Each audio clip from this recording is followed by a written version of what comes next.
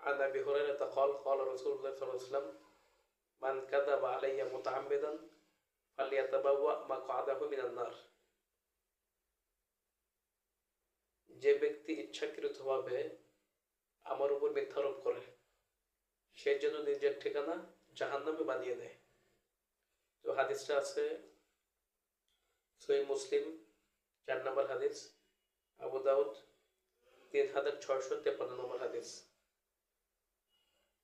তো এটা বেদাতীদের প্রথম বৈশিষ্ট্য যে তারা অনুমান ভিত্তিক কথা বলে থাকে।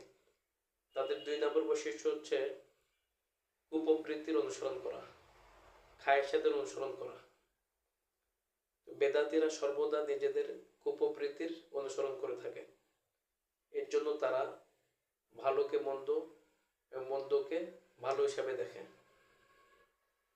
এমত অবস্থায় সুন্নত বেদাত সম্পর্কে তাদের কোন